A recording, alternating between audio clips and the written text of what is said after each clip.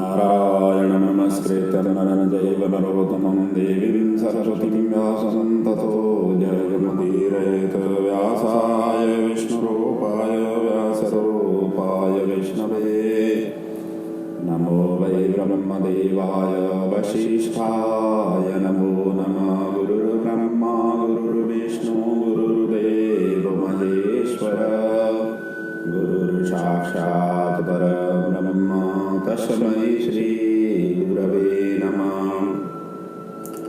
भक्ति भक्त भगवंत गुरु चतुर्नाम बभुवे किनके भगवंदन किए नाशै विघ्न अनेक। बोले श्री भागवत भगवान की जय। पुराण पुरुषोत्तम भगवान की जय। सद्गुरुदेव महाराज की जय। श्री व्यास जी महाराज की जय। आइए श्रीमद्भागवत महापुराण के इस ज्ञानमयी गंगा में हम षष्ठम स्कंद के आज उत्तरार्ध में हैं। आज षष्ठम स्कंद का हम प्रणाम करने की कोशिश में लगे हुए हैं। कल तक की कथा में हमने ये वृत्रासुर और विश्वरूप के प्रसंग के पश्चात वृत्रासुर का हम चरित्र में थे, उनका चिंतन मनन कर रहे थे। राजा परीक्षित ने यहाँ पर सुखदेव जी महाराज से प्रश्न किया था कि वृत्रासुर कौन था, इनके सविस्तार वर्णन करें। और इसी की ही व्याख्या करते हुए सुखदेव जी वृत्रासुर की पूर्व जन्म की सारा वृत्तांत वर्णन कर रहे थे। वर्णन करते समय सूरसेन के चित्रकेतु राजा के रूप में स्थित थे पिछले जन्मों में, और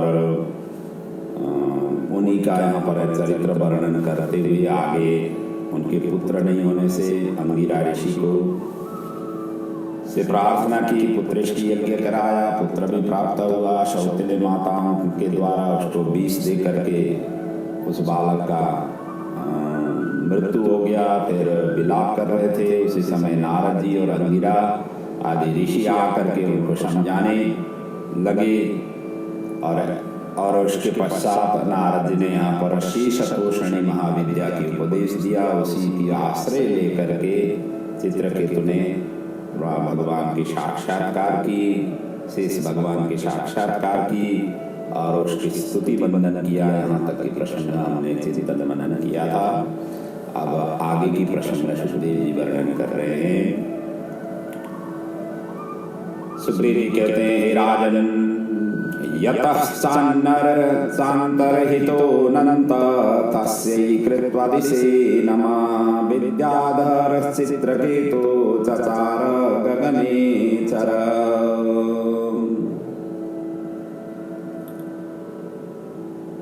शेष जी जिस दिशा में अंदर ध्यान हुए उसी दिशा को नमस्कार करके चित्रकेतु आकाश में विचरण करने लगा।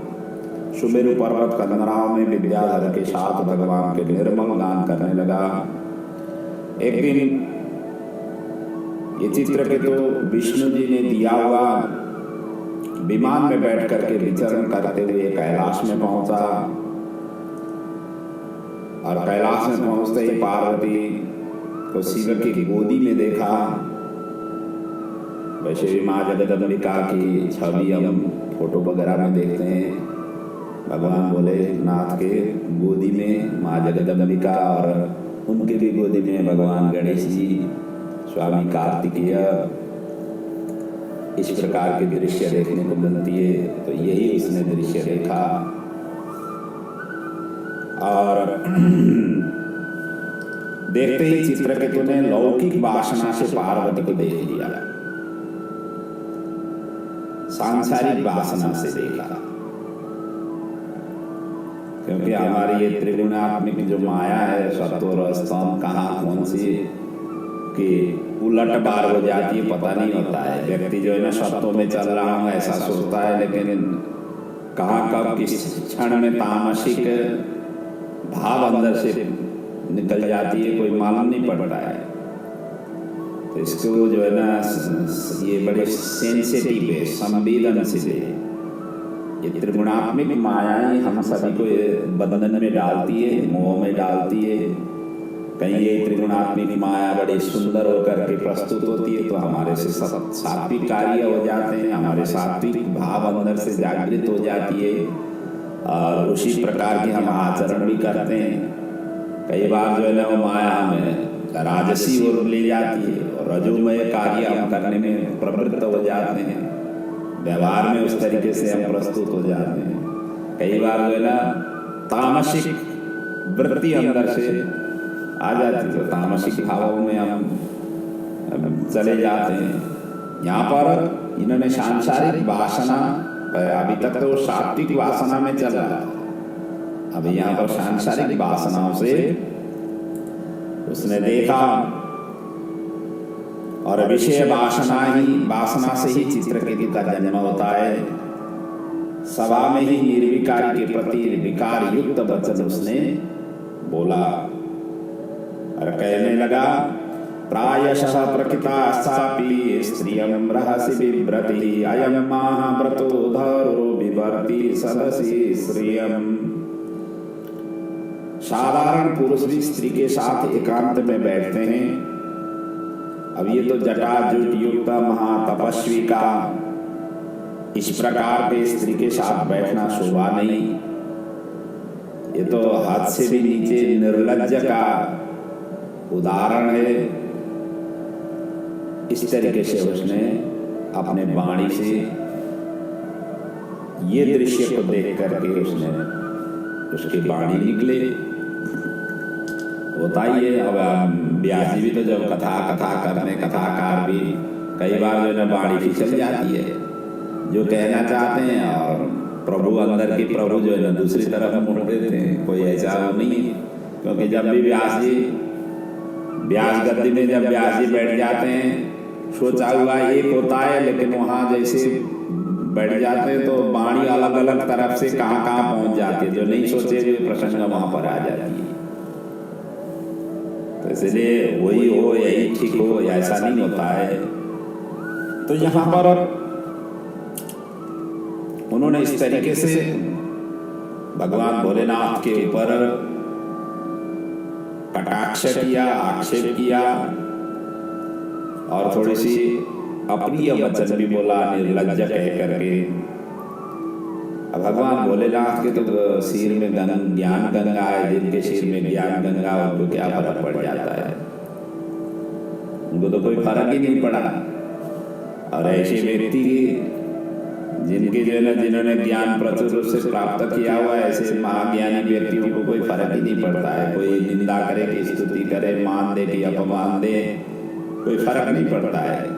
रास्ते में तो सभी वो जो है ना कूड़े कंकड़ के रूप में उनको व्यवहार करते हैं, उनको कोई फर्क ही नहीं पड़ता है। इसलिए तो जो बड़े बड़े हुए हैं, जो महापुरुष बने हुए हैं, महापुरुष ऐसे नहीं बने हुए। इन सभी कूड़ा कंकड़ आदि को उन झंझटों के पीछे पड़ते ही नहीं है। और अपने जो लक्ष्य है वो लक्ष्य हासिल के लिए वो अपने निरंतर उसी में लगे हुए होते हैं। और ऐसे लोगों में तो आप जो है ना गाली भी दे रहे हैं तो भगवान का नाम ही में ही वो मस्त रहते हैं। उनका गाली का कोई श्रवण उनके कान में जाती ही नहीं।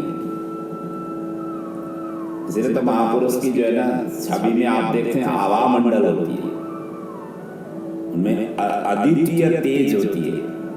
कामी पुरुष जो होती है, कामी पुरुष की वो आभा मंडल में इससे तेज नहीं होती है।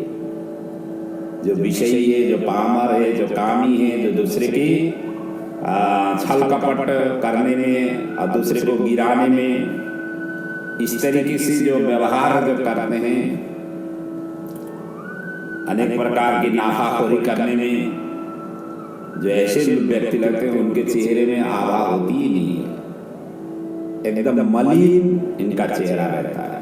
और जो व्यक्ति ने कभी ऐसा किया नहीं, वो व्यक्ति का चेहरा देखिए साक्षात भगवान सूर्य नारायण की तरह आभा मंडल इतना चमकता हुआ ऐसा दृश्य देखने को मिलती है।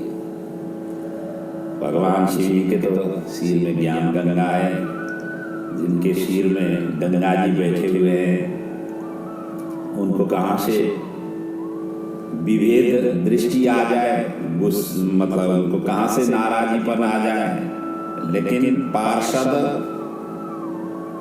सेवक वहां पर थे और वो भी कुछ नहीं बोल पाए। पार्षद सेवक भी कह सकते, नंदी आदि भी कह सकते थे, परंतु वो भी कुछ बोल नहीं पाए। परंतु माता पार्वती को असह्य हुआ और उन्होंने, माता पार्वती ने यहाँ पर उनको श्राप दे दिया। और श्राप देते हुए उनको कहा कि अतः पापीयसी योनि आशुरी याहि दुर्मते यथेह भूयमाह तां न कर्ता पुत्र किल्बिषम्। अरे दुष्ट, ऐसी बातें भद्र पुरुष नहीं करते हैं, और ऐसी बातें तो कौन करते हैं? अभद्र पुरुष ही करते हैं। और अभद्र पुरुष कौन होते हैं? राक्षस हो, दैत्य हो। इसलिए तू भी उसी योनि में चला जा जहां महापुरुषों का अपमान कर नहीं सकते, ऐसी योनि में तेरा जाना उचित है। इस तरीके से उन्होंने श्राप दे दिया। श्राप सुन करके चित्रकेतु विमान से उतरा और पार्वती के चरण में जाकर उसने क्षमा याचना की। पहले तो उन्होंने श्राप को स्वीकारा, प्रतिगृह्णामि ते शापम, आपके शाप को मैं ग्रहण कर रहा हूं। और उसके पश्चात उन्होंने याचना की, बड़ी अनुनय विनय किया। तो माता तो दया की मूर्ति है। कुपुत्रो जायेत क्वचित विपुमाता न भवति। माता तो माता ही है। पुत्र भले ही माता के प्रति सम्मान दे या नहीं दे, उनके तो गर्भ से उनका आविर्भाव हुआ है। सभी संतानों के ऊपर माता की तो समान दृष्टि रहती है, दया की मूर्ति है। तो माता ने उनकी क्षमा याचना, प्रार्थना, इन सभी को सुन करके उनको आशीर्वाद ये दिया कि दूसरे जन्म में मुक्ति होगी और असुर योनि में होते हुए भी तुम्हें भगवत ज्ञान तुम्हें प्राप्त होगा, ब्रह्म ज्ञानी होगे। इस प्रकार की उन्होंने आशीर्वाद भी दिया, श्राप भी दे दिया। और वही वृत्रासुर हो करके ये जन्म लिया था, जिसके अंदर में ब्रह्म ज्ञान भी था, बड़ा विद्वान भी। इसलिए तो भगवत भाव उसने अस्त्र में देखते ही दधिची के अस्थि से बनी हुई अस्त्र को देखते ही उन्होंने वहां पर दिव्य स्तुति गाई और असुर भाव भी था। ये दोनों मिक्स था और इसी जन्म में उनका उद्धार होना था। ये भी माता पार्वती ने उस प्रकार की आशीर्वाद दी थी। इस प्रकार पार्वती के श्राप से समय आने पर वही त्वष्टा की दक्षिणाग्नि में आकर यह वृत्रासुर हुआ। और इसमें भगवान भगवत भाव एवं असुर भाव दोनों ही थे। और जो आपने यहाँ अंतिम में सुखदेव जी कहते हैं, राजन आपने जो प्रश्न पूछा था इसका मैंने संक्षेप में यहाँ पर वर्णन किया। इतिहास विमम पुण्यम चित्रकेतुर्महात्मना महात्म्यम विष्णु भक्तानां श्रुत्वा बंधात् विमुच्यते। अर्थात जो मनुष्य इस चित्रकेतु का महात्म्य भक्ति श्रद्धा से सुनता है या सुनाता है, दोनों ही कर्म बंधन से मुक्त हो जाते हैं। ऐसा वर्णन करते हुए ये षष्ठम स्कंद की जो पोषण लीला की ध्यान प्रकरण है, ध्यान प्रकरण के अंतर्गत जो 14 अध्याय से वर्णन था, तीसरे से लेकर 17 अध्याय पर्यंत, नहीं चतुर्थ से लेकर 17 अध्याय पर्यंत इनकी यहाँ तक वर्णन हुई। और आगे जो 2 श्लोक में 2 अध्याय में अर्थन प्रकरण का वर्णन है, इसी के साथ में ये षष्ठम स्कंद पूर्ण होगी। यहाँ पर अर्चन प्रकरण में अदिति के अन्य सविता आदि 8 पुत्रों का वंश तथा दिति से 49 मरुद गणों का उत्पत्ति का यहाँ पर वर्णन है। जो रामचरितमानस में कहा हुआ है ना, सुंदर कांड में, हरि प्रेरित तेहि अवसर चले मरुत 49। हनुमान जी के पूंछ में जब आग लगाई गई लंका में, और उसी समय उन्होंने पूछा कि भगवान से पूछा कि प्रभु अब मैं क्या करूं, इसमें मैं तो जो है ना मेरे पूंछ में आग लगाई दी गई। तभी सभी के सभी जो है ना भगवान ने उनको प्रेरित करके 49 वायुओं को उनको वहां पर प्रेरित करके दे दिया, और इसी के कारण ये 49 वायु एक ही साथ में लगने से सारा लंका केवल विभीषण के घर छोड़ करके सभी लंका के जो है दहन हुआ। ऐसा प्रसंग है वहां पर, बड़ा अद्भुत ग्रंथ है रामचरितमानस, और पूरे वेदांग का सार है वो। इसकी पुष्टि विश्वनाथ ने की, और बड़ा सरल सहज और सुंदर भाषा शैली में स्वयं वाल्मीकि जी ही तुलसीदास जी बन करके आए। भगवान शिव जी की उनके ऊपर कृपा रही, और अद्भुत ये ग्रंथ की रचना की। घर घर में जन जन में इस रामचरितमानस का पारायण पाठ होता आ रहा है, होता रहेगा। और कोई अखंड पाठ के रूप में, कोई मास पारायण के पाठ के रूप में, कोई नवान्न पारायण के रूप में इनकी अनवरत रूप से इस रामचरितमानस की अवगाहन करते हुए आ रहे हैं, और सभी का कल्याण हो रहा है। क्योंकि सदग्रंथ का जो भी आश्रय ले लेते हैं, ऐसे व्यक्ति का दुर्गति होती, ऐसी व्यक्ति का हमेशा उन्नति प्रगति रहती है, और टेंशन मुक्त हो जाते हैं। सबसे पहले तो दुनिया भर की जो टेंशन होती है ना, कई घरों में कई प्रकार की टेंशन, सभी के अपने अपने समस्या होती है। कई घरों में अपने बच्चों की हिसाब से दुखी हो जाते हैं, समय पर शादी नहीं हो रही है उसके हिसाब से दुखी हो रहे हैं, समय पर उनको नौकरी नहीं मिल रही है उससे हिसाब से दुखी हो जाते हैं, सुयोग्य संतान नहीं आए, बड़े जो है ना जैसे सोचा था उस हिसाब से नहीं कर रहे हैं, इसीलिए दुखी हो जाते हैं। कई बच्चे डिप्रेशन में चले जाते हैं, उससे दुखी हो जाते हैं। दुख के कारण तो अनेक हैं, लेकिन इन सभी दुखों का सामना करने की शक्ति और शांति देने की शक्ति ऐसे सदग्रंथ ही प्रदान करते हैं। सदग्रंथों का आश्रय लेने से व्यक्ति मस्त रहता है, आनंद में रहता है, उसके ना आगे न पीछे कोई भी किसी भी तरीके से टेंशन मुक्त हो जाता है। और भागवत तो ये सोच यही कराती है, भागवत तो सभी बंधनों को टूटाने में लगता है। भागवत के जितने भी प्रसंग आप श्रवण करेंगे, ये सभी आपके सभी के सभी बंधनों को तोड़ करके आपको मुक्त करा देगी। अभी तक की जो प्रसंग जितने भी आपने श्रवण किया, श्रवण में यही तो आपको ज्ञान मिला है, सभी बंधनों से मुक्त हो जाओ। तो ये 2 अध्याय में ये अर्चन प्रकरण है। सुखदेव जी यहाँ पर कहते हैं, राजन सविता की पत्नी प्रश्नि से सावित्री आदि 8 संतानें हुई। कश्यप की दूसरी पत्नी दीति से हिरण्यकश्यप और हिरण्याक्ष हुए। जो विष्णु ने इंद्र का पक्ष लेकर के इन दोनों का वध किया, और इससे दीति को अत्यंत दुख हुआ। अपने पुत्रों को पराक्रम किए बिना, अपने पुत्र ने पौरुषार्थ दिखाए बिना उनका मृत्यु को प्राप्त होना हर किसी व्यक्ति के लिए दुख की सूचक होती है।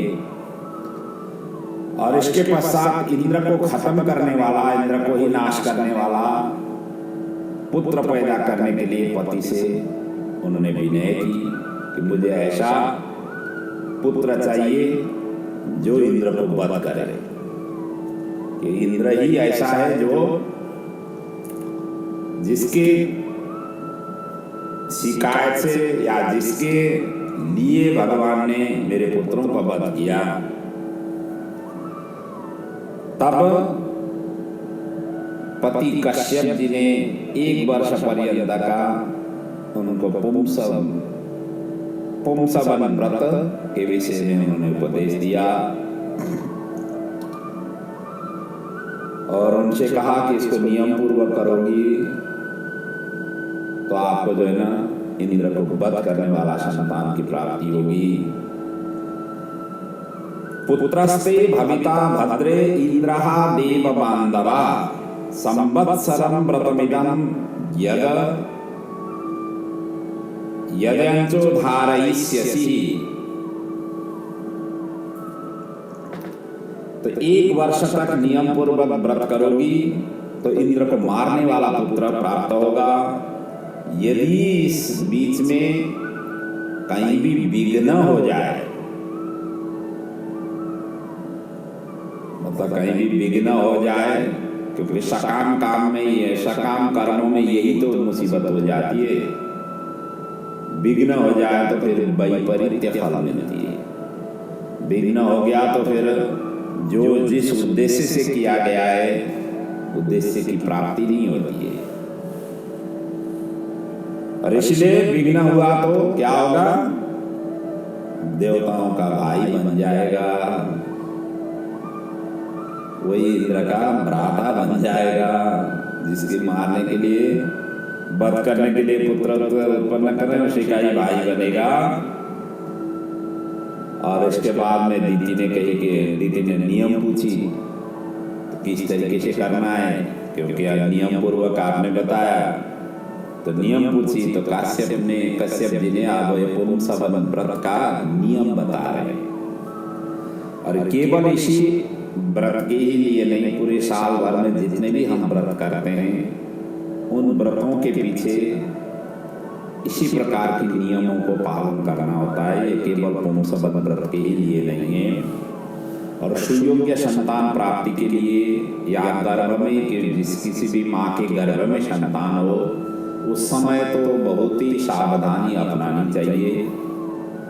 और खास तौर से उस समय सदग्रंथों का आश्रय ले, भगवान की प्रतिमाओं को बार बार दर्शन करें और भगवान के आगे यही प्रार्थना करें कि हे प्रभु, हे परमात्मा, आपने ही भेजा हुआ, आपकी ही कृपा से मेरे गर्भ में आपका ही स्वरूप विराजमान है, आप उसमें आप सभी प्रकार के आशीर्वाद आप प्रदान करें। आपका तेज, आपका ऐश्वर्य, आपका बल, आपका बुद्धि इस मेरे गर्भस्थ शिशु में आ जाए, ऐसा आशीर्वाद आप प्रदान करें। ऐसी भावना करते हुए मठ मंदिर हो या घर में ही प्रतिमा हो, उनके सानिध्य में बैठ करके गर्भस्थ शिशु के लिए माँ को इस तरीके से प्रार्थना करनी होती है। और उनसे प्रार्थना करने से और भगवान के ही अंग संग की ही ग्रंथों का अध्ययन करने से और ऐसे सदग्रंथों का श्रवण करने से उस बालक में उस प्रकार की तेज, ऐश्वर्य, ऊर्जा, ये सब का सब संक्षेप में उसमें होकर के आ जाता है। और बच्चा इस तरीके से आए माँ बाप की तो क्या 21 पीढ़ियों की उद्धार हो जाती है। इसलिए गर्भस्थ अवस्था में रहे हुए बालक के लिए बड़ी ही सावधानी अपनानी है। वैसे इसकी प्रसंग को हमने पिछले चर्चा कर चुके हैं, कब गर्भस्थ में कैसे संतान की आविर्भाव हो जाती है, कौन सी दिन की, ये सारा कुछ हमने वर्णन कर चुके हुए हैं। पुनरुक्ति होगा तो इतना ही है। ये व्रत करते समय, नियम करते समय सभी को फॉलो अप करना, सभी व्रतों के लिए है, ये केवल पुंसवन व्रत के लिए ही नहीं। शास्त्रों में एक आ जाती है कतोस्तमार का, इसका भी मैंने प्रसंग की चर्चा पिछली बार की थी। जैसे सूर्यास्त हुआ तो अलग अलग व्यक्ति अलग अलग ढंग से सूर्यास्त की अर्थ लगाते हैं। उसी प्रकार से यहाँ पर जितने भी कथा और प्रसंग, जो भी नीति मतलब नियम आदि का प्रसंग है, ये सभी के लिए वर्णित होती है। तो यहाँ कश्यप जी भी नियम बता रहे हैं, कहते हैं पहले तो हिंसा क्रोध नहीं करना चाहिए, किसी भी जीव की हिंसा नहीं हो और कहीं किसी भी तरीके से क्रोध नहीं हो। व्रती को ये क्रोध नहीं करना चाहिए। व्रत रखे हुए, उपवास रखे हुए, आप ऊपर से क्रोध कर रहे हैं तो आपका वो पुण्य प्राप्ति नहीं होती है। गाली या श्राप भी नहीं दें, किसी को गाली गलौज नहीं करें, श्राप भी नहीं दें, दुर्जनों से वार्ता नहीं करें, जो अपवित्र है दुर्जन है। और वैसे तो सभी सज्जन ही हैं, दुर्जन कोई नहीं है। भगवान ने सभी को सज्जन बना करके ही भेजा हुआ है यहाँ पर, लेकिन व्यक्ति की आचरण से, व्यक्ति की जो व्यवहार है, उस व्यवहार से ही व्यक्ति को इस प्रकार की स्वरूप अपने आप ही प्रदर्शित करने लग जाता है और सभी के नजर में वो दुर्जन बन जाता है। व्यक्ति दुर्जन नहीं होता है, व्यक्ति सज्जन है, लेकिन उसकी व्यवहार, आचरण और जैसे वो समाज में प्रस्तुत, जिस तरीके से प्रस्तुत होता है, फिर उसकी संज्ञा मिलती है सज्जन या दुर्जन। कई कंपनियों में ऐसे काम करने वाले होते हैं ना, कोई जो है ना समय का सदुपयोग करते हैं, कोई दुरुपयोग कर देते हैं, कई जो है ना अनवरत रूप से सेवा करते रहते हैं। तो मालिक को ये लगता है कि ये व्यक्ति, अमुक व्यक्ति अच्छा है, अमुक व्यक्ति आज इतना अच्छा नहीं है। स्कूल में भी तो टीचर, प्राध्यापक, जो प्रिंसिपल आदि हैं, वो जो स्कूल को देखभाल करने वाले हैं, वो भी तो कहते हैं अमुक शिक्षक अपनी ड्यूटी पूर्ण रूप से निर्वाह करते हैं, अमुक शिक्षक ऐसे टाइम पास कर लेते हैं। तो ये तो हर कहीं, हर क्षेत्रों में होता ही है। और इसी से ही हमारा सज्जनता और दुर्जनता की परिचय की छाप हम समाज में छोड़ देते हैं। और क्या बनना है, क्या नहीं बनना है, खुद को उस तरीके से आचरण करना चाहिए। आचरण के ऊपर में निर्भर रहता है व्यक्ति सज्जन या दुर्जन। तो यही कहा गया, जितना बन सके दुर्जनों से वार्ता नहीं करें, बिना धुला वस्त्र, और ये कभी भी पहले नहीं, शुद्ध वस्त्र को धारण करना है, धुली हुई वस्त्र को ही धारण करना है। और किसी के ऊपर से उतरी हुई माला कभी नहीं पहने, ये भी नहीं पहनना है। नख या रोम, ये दोनों ही छेदन नहीं करें, नाखून भी नहीं निकालना है, और रोम मतलब केस भी आदि भी नहीं करना है, इनको नहीं छेदन करना है। और भोजन करते समय ये चीजों को विशेष रूप से ध्यान रखें। जूठा भोजन, किसी का अपवित्र किया हुआ भोजन कभी ग्रहण नहीं करें। और कोई जीव जंतु ने खाया हुआ हो, जैसे चींटियां और कई प्रकार की मक्खियां आकर के उस भोजन में बैठे हुए हों, तो ऐसा भोजन भी निषेध किया गया है। और सात्विक भोजन, तामसिक राजसी भोजन नहीं करना है, हमेशा हमेशा सात्विक भोजन करना है। जिससे मांस आदि हो, ऐसा भोजन तो स्वतः वर्जित है। और शूद्र का लाया हुआ भोजन भी वर्जित है। इसी प्रकार रजस्वला से स्पर्श किया गया भोजन भी दूषित है। अब ये पक्वान्न भोजन के लिए कहा गया है। रजस्वला जो कच्चा भोजन है, जैसे अनाज आदि एकत्रित करके वो ले आ रहे हैं, उसमें निषेध नहीं है।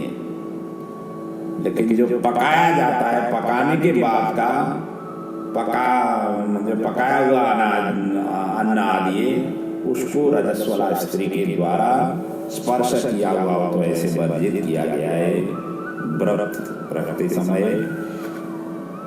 तो अंजलि से जल पीना भी वर्जित है। जैसे तो अब ग्लास आदि में हम पीते हैं, ग्लास में पीते हैं जल, या आजकल तो ज़्यादातर बोतल में भी पीने लग गए। और अंजलि वैसे तो बोतल में पीना भी निषेध किया गया है, और जैसे ऊपर से ऐसे करके पीना भी वर्जित किया गया है। और इतना ही नहीं, आयुर्वेदिक शास्त्रों में तो कहा हुआ है, योगा के जो विशिष्ट व्यक्ति हैं उन्होंने अनुसंधान ये भी किया हुआ है कि बैठ करके पानी पीना चाहिए, भोजन भी बैठ करके ही भोजन करना चाहिए, चेयर में नहीं, नीचे जमीन में।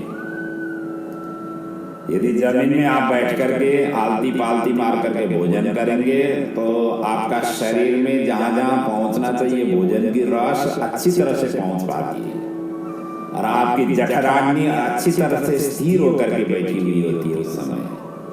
क्योंकि हम जो हमारी जो बैठने की आलती पालती करके जैसे बैठ जाते हैं, बैठने से हमारा पूर्ण जो नीचे की भाग का जो भोजन ग्रहण करने जो ग्राहिका शक्ति जहाँ पर जठराग्नि बैठती है, वो जठराग्नि में अच्छी तरह से भोजन की पहुंच हो जाती है और तुरंत ही वो कार्य करने लग जाती है।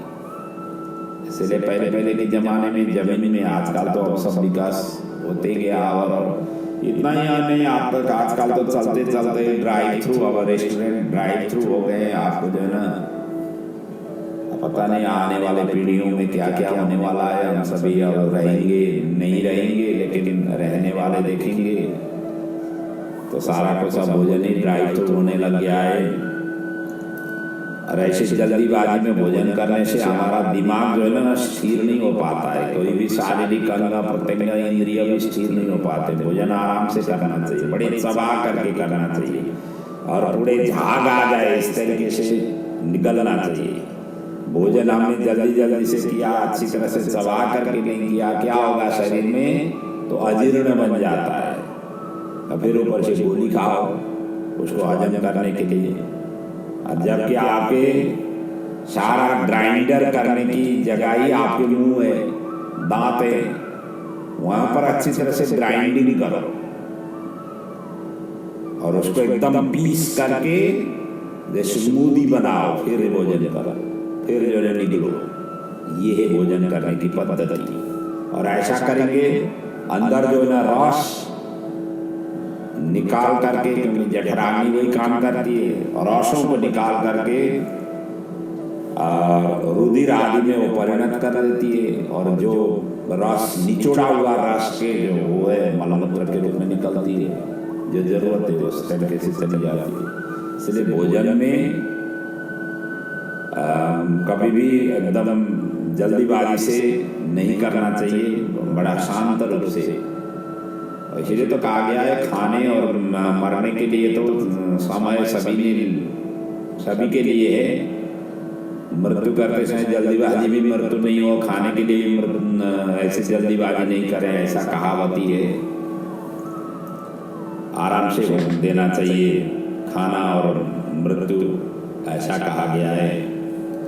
तो इसीलिए अंजलि से पानी पीना भी वर्जित है। बाहर जाने में भी कुछ नियम है,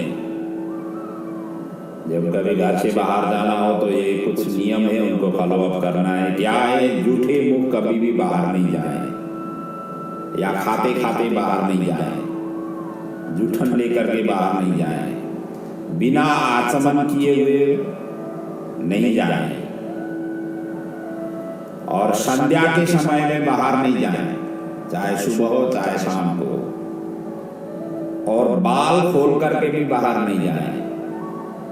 केस जो है ना, केस को संवार करके ही बाहर जाना है, उसको खोल करके भी नहीं जाना है। बिना श्रृंगार भी आपको बाहर नहीं जाना है। नारियों की शोभा ही श्रृंगार में है, और सारा शोभा ही भगवान ने श्रृंगार के ऊपर न्यौछावर किया हुआ है। तो दिव्यतम श्रृंगार करके ही बाहर जाए। इसलिए तो पति को कहीं जाना हो तो पत्नी की जो है ना तैयारी में टाइम लग जाती है। कहीं तो पति जो है ना नाराज हो जाते हैं, सहन नहीं कर पाते हैं, परंतु बस इतना ही है, ऐसे बिना श्रृंगार से उजड़ा हुआ चेहरा लेकर के बाहर नहीं जाएं। ये व्रत करते समय का नियम है। और क्या है कि व्यर्थ गप सब जो करने की आदत होती है, व्यर्थ की फालतू की बातें करने की जो आदत होती है, उनको एकदम से कटा करना है, वो करना ही नहीं चाहिए। और ये कहीं भी जो है ना, किसी की तो टीका टिप्पणी दिए बिना भोजन आदि हजम ही नहीं होती है। व्रती को इन सभी का टीका टिप्पणी एकदम से बंद करना ही है। भगवान की चर्चा करो, भगवान या भगवान के भक्त की चर्चा आप कर सकते हैं। इससे इतर सांसारिक चीजों के लिए करके गप सप करके समय व्यतीत नहीं करो। ये तो व्रत के लिए यहाँ बताया गया, यही व्रत आप पूरे वर्षभरी डाल करिए, मतलब प्रतिदिन ये व्रत को अनुगमन कर लीजिए, आपका कल्याण ही कल्याण है।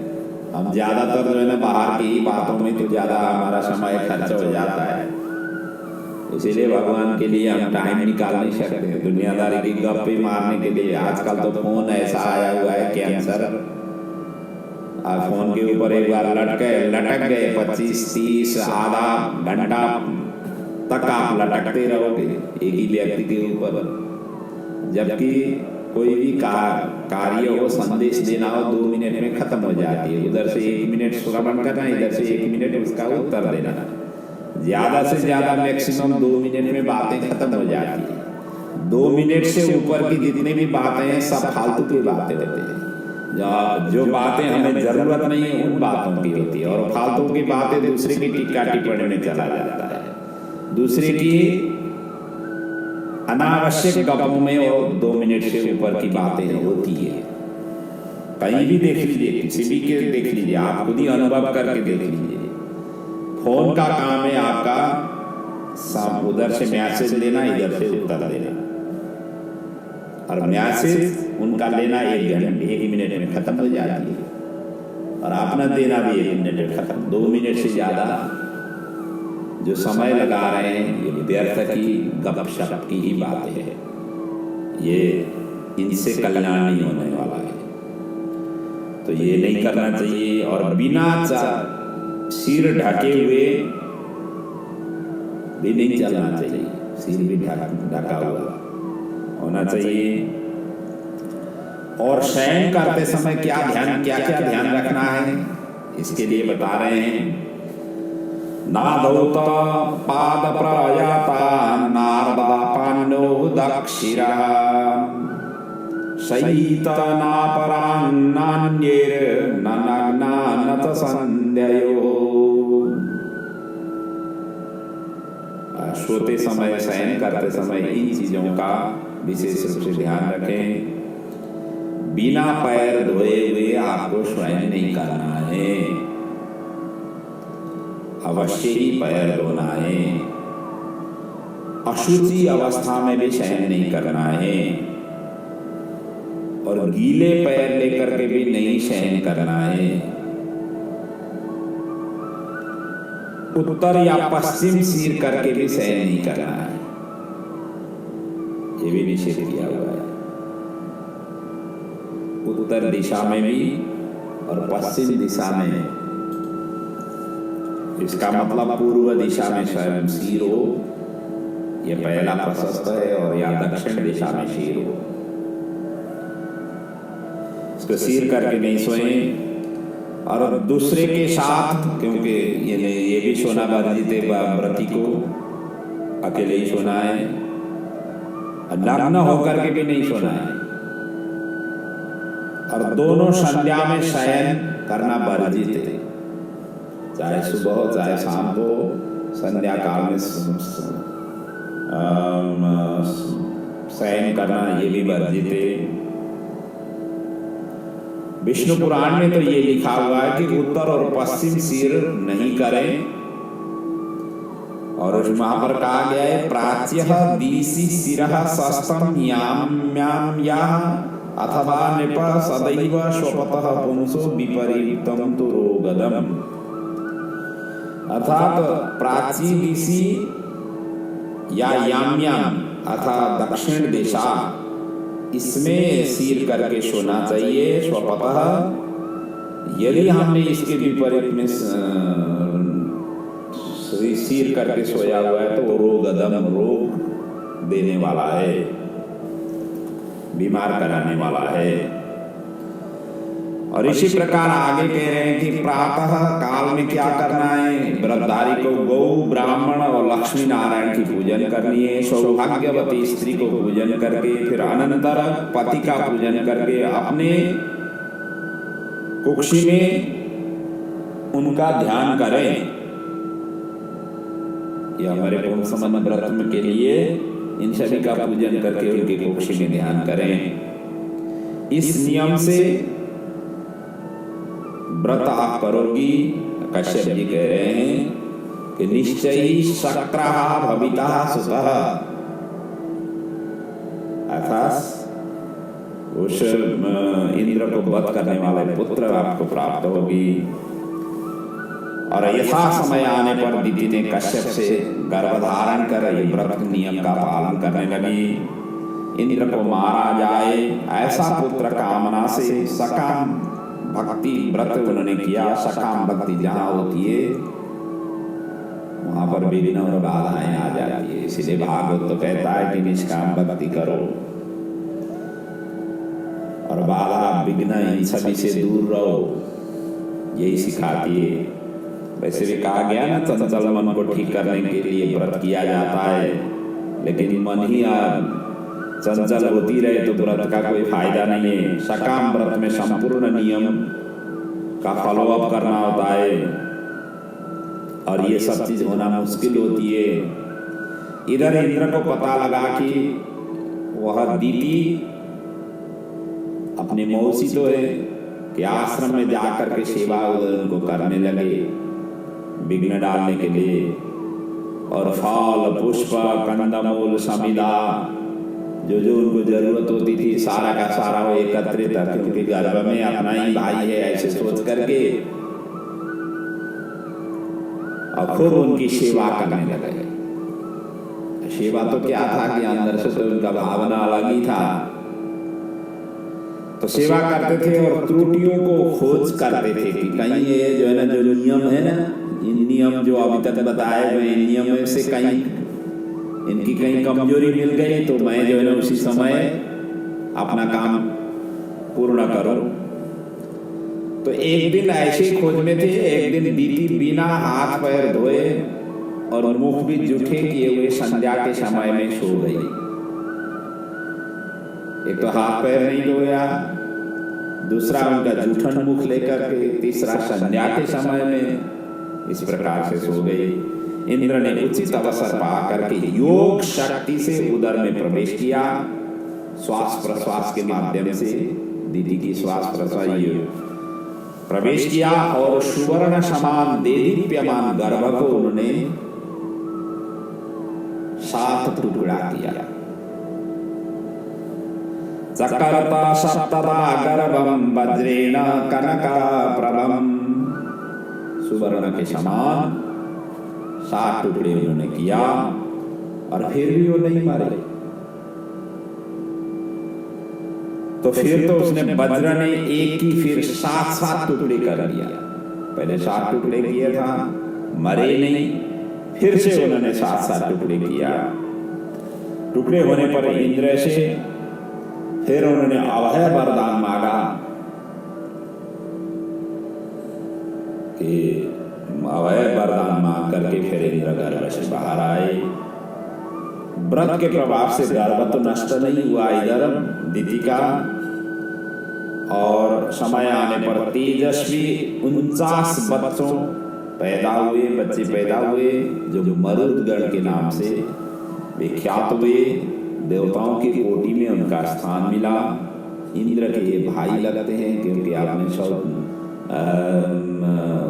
दीदी के मौसी के गर्भ से निकले हुए थे। और इतने पुत्र को देख करके दीदी ने इंद्र से ही प्रश्न किया, एकः संकल्पितः पुत्रः सप्त भवान् कथं यदि ते विदितः पुत्रः सत्यं कथय मामृषा। मैंने तो एक ही पुत्र के लिए ये संकल्प किया था, इतने सारे पुत्र हुए, इसके विषय में कोई जानकार हो तो बताओ। तभी इंद्र ने सत्य बात उसने बता दिया। माता को उसने प्रणाम कर सब बच्चों स्वर्ग को इंद्र के साथ ही चले गए। तो बाद में मरुदगण के रूप में विख्यात हुए। तो ये मरुदगण कहते हैं, मरुद कहते हैं वायु। ये वायु के स्वरूप में 49 वायु है, और ये 49 वायु ही हमें तरह तरह के, कोई टोर्नेडो बन करके आ जाते हैं, कोई आंधी बिमरी बन करके आ जाते हैं, कोई शांत बन करके वायु, तो जो बड़वानल हो करके, दावानल हो करके, जंगलों में दावानल, समुद्र में बड़वानल, इस प्रकार के यही वायु, इन्हीं वायु का ये 49 स्वरूप है। मरुदगण हैं, ये देवताओं के समान इनके पूजनीय वंदनीय हैं। हर एक कार्यों में इनका स्मरण किया जाता है, पूजन अर्चन किया जाता है। तो भेद बुद्धि ही दीति का नाम है। एक में अनेक का देखना ये व्रत सफल होने का लक्षण होता है। लेकिन व्रत के प्रभाव से रीति में भेद दृष्टि होकर भी इंद्र प्रति कुभाव नहीं आया, ऐसा यहाँ पर वर्णन करते हुए आगे फिर पुनः पुंसवन व्रत की यहाँ पर और विस्तार से वर्णन कर रहे हैं। राजा ने पुंसवन व्रत की विधि पूछा, वहां तो नियम बताया गया था, विधि यहाँ पर पूछा गया। तब सुखदेव जी इनकी विधि यहाँ पर वर्णन कर रहे हैं। सुखदेव जी कहते हैं, राजन शुक्ले मार्गशिरे पक्षे योषित भरतो अनव्यया आरभेत पतमीदं सार्वकामिकमोदितम्।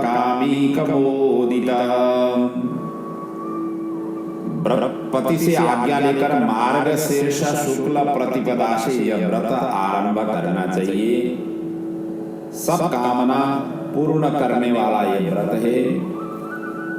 और व्रत के नियम और विधि यह है कि प्रतिदिन ब्रह्म मुहूर्त में उठें, दंत धावन करें, शुद्ध जल से स्नान करें, श्वेत वस्त्र धारण करके, आभूषण आदि धारण करके, तदनंतर ब्राह्मण की आज्ञा ने और मरुदगण की कथा पहले श्रवण करें।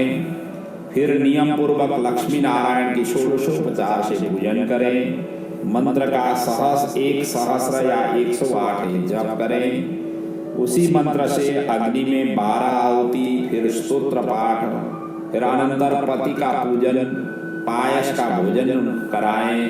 दोनों पति पत्नी झगड़ा न करें। पत्नी दूषित हो तो पति को यह व्रत निरंतरता देना चाहिए। अर्थात पत्नी यदि रजस्वला हो गई हो इसी बीच में व्रत करते समय, तो पति को उसको निरंतरता देना चाहिए। इस प्रकार 12 मास बिताकर कार्तिक मास के अंतिम दिन इस व्रत का उद्यापन करें। और अमावस्या के दिन उस दिन उद्यापन करें। और मंत्र इस प्रकार की, जो मंत्र उच्चारण करनी है यहाँ पर बताया गया है। ओम नमो भगवते महापुरुषाय महाविभूति पतये स्वाहेति। स्वाहा इति ये मंत्र है। और उद्यापन की विधि यहाँ पर वर्णन कर रहे हैं, कैसे उद्यापन करें। अमावस्या के दिन पूर्ववत प्रातः काल की पूजा करें। गोदुग्ध खीर बना करके 12 आहुति दें। पश्चात 12 ब्राह्मण को पायस सहित नाना व्यंजन का भोजन कराएं। तिल गुड़ सहित जलपूर्ण घट का दान करें। यथा योग्य दक्षिणा भी दें। ब्राह्मण भी आहुतियों से बची हुई खीर पत्नी को खाने दें और शतपुत्र होने का आशीर्वाद दें। दंपति ब्राह्मण को परिक्रमा कर दरवाजे तक उनको पहुंचा करके फिर प्रसाद ग्रहण करें। इस व्रत के अनुष्ठान से स्त्री को पुत्र, धन, यश, सौभाग्य तथा सुंदर भवन प्राप्त होता है। पति चिरायु होता है।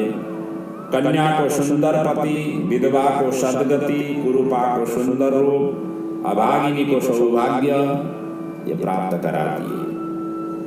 जो मनुष्य इसका पाठ श्राद्ध आदि पर्वों में करता है, उनके पितर अत्यंत प्रसन्न हो जाते हैं, देवता तृप्ति हो जाते हैं, और श्रोता और वाचक दोनों का कल्याण हो जाता है। ऐसा है व्रत के विषय में, पुंसवन व्रत के विषय में ये नियम, और कब से शुरू करें, कैसे करें, इनका भी यहाँ पर संक्षेप में वर्णन हुआ। और इसी प्रसंग के साथ ये सप्तम स्कंद की कथा पूर्ण हो रही है श्रीमद् भागवत की, जो 19 अध्याय से था। अंतिम में यहाँ पर सुखदेव जी इस स्कंद को पूर्णाहुति करते हुए प्रणाम कर रहे हैं। तुष्टा प्रयक्षन्ति समस्त कामान होमा बसाने, उतबोक श्री हरेश राजन महन मरुतम जन्म पुण्यम दिते व्रतम चावि हितम महते। ऐसा श्लोक उच्चारण करते हुए सुखदेव जी षष्ठम स्कंद को प्रणाम कर रहे हैं। हम भी षष्ठम स्कंद को प्रणाम अब यहीं पर कर रहे हैं, और आज की कथा को भी प्रणाम यहीं पर कर रहे हैं, क्योंकि कल से फिर हम सप्तम स्कंद की कथा प्रारंभ करेंगे। और भगवान से यही प्रार्थना है, स्कंद के अंतर्गत, सप्तम स्कंद के अंतर्गत कोई प्रसंग को स्पष्ट नहीं कर पाया हुआ तो भगवान आगे से हमें वाणी में शक्ति दे, ताकि आप तक पहुंचाने में, स्पष्ट व्यक्त करने में सक्षम हो सकूं। माँ सरस्वती ऐसी वाणी को हमें शोभा प्रदान करें, और कोई शब्द की त्रुटि हो गई हो उसके लिए भी हम क्षमा याचना करते हुए हम भी प्रणाम करते हैं। कायेन वाचा मनसेन्द्रियर्वा बुद्ध्यात्मना वा प्रकृति स्वभावात् करोमि यद्यत् सकलं परस्मै नारायणायेति समर्पयामि। वही नारायण प्रभु के चरणों में समर्पित करते हुए मैं भी इस स्कंद को यहाँ पर पूर्ण कर रहा हूँ।